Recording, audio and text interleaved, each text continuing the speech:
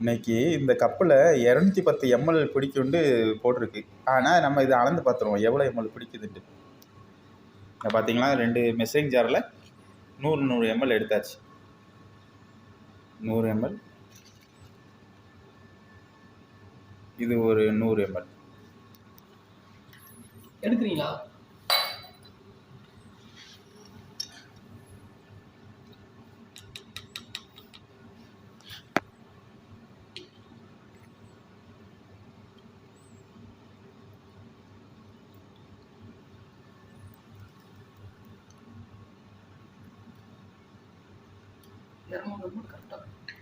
கரெக்டாக 200 ml தான் பிடிச்சி.